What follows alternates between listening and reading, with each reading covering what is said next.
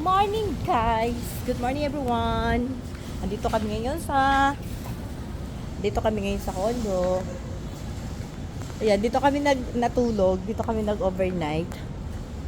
Ayan, katatapos lang namin maglinis. So, bumaba kami ngayon dito. At yung isa, pakain-kain ng suha ko. Huwag mo ubusin yan. Dahil kakain ako ng suha mamaya. Ayan. She loves Sam. Lagay ko to dito bang? Ayan. Suha. Sarap niyan. Nagsiswimming sila Sam at si Daray. Ako dito lang, magbe-video lang ako dito. Kagabi sana bababa ako dito kaya lang medyo madilim. So ito ako nakababa. Ayan, dito tayo uli. Dito kami naisipan namin dito matulog.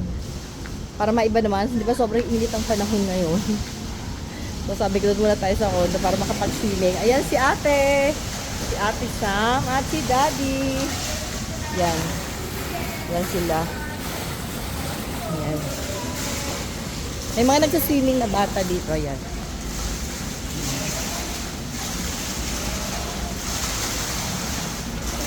Hi ate. Si daddy. Dito tayo dito.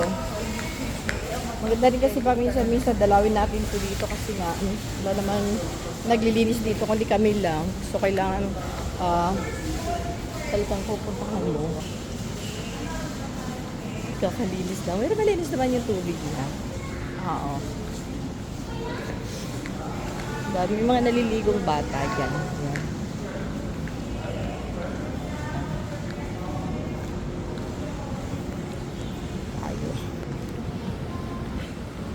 Medyo maganda kasi yung dito dahil kahit nasa building ka, presko yung simoy ng hangin. Hindi naman presko kasi wala tayo sa probinsya. I mean, mahangin kahit pa paano, hindi ganun kainit. Ayan kasi open place naman yun nandito sa may bandang swimming pool. Dito kung saan actually nasa 7th floor tong swimming pool. So, mahangin siya. And open naman siya. Para indoor. Indoor siya kasi maganda mag-swimming dyan. Para hindi ka mangitim. Yung mga ayaw mangitim. Lalo si Sam. Diba may kaputian talaga yan si Sam. Ayaw niya mangitim. Kasi naggaling yan sila doon sa Boracay. 1 week yata sila nag-swimming doon. So pag uwi niya talaga, ayun. Ganda-ganda ako sa kulay niya.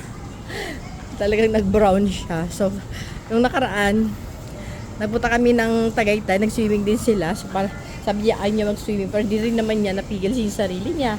Nag-swimming din naman siya. Ayan. Ito yung nila dito.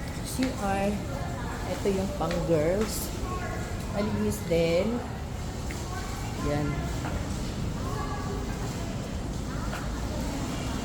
Si Daddy at si Sam. Yung ko lang akong dalang papaligo eh. Wala akong dalang pang swimming. So, ito lang.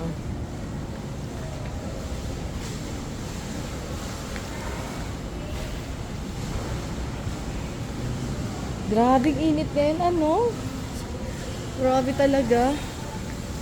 Sana medyo magtagulan na.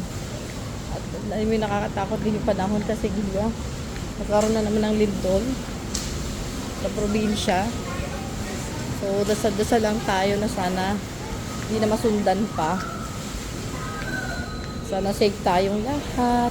Magdasal-dasal lang. Kailangan natin ng dasal para safe ang buong Pilipinas. Ang pamilya natin. Yan sila, Parang exercise na nilang dalawa yan. Actually, kanina kasi naglinis kami maaga dun sa taas.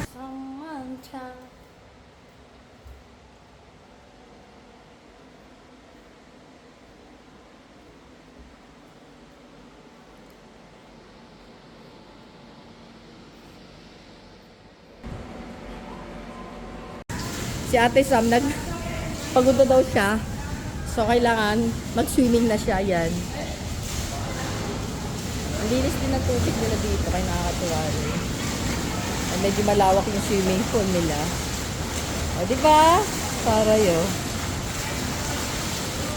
Ay, ang galing. Wow!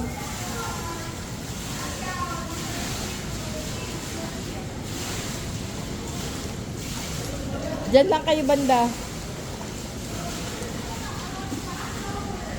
Wow, si ate.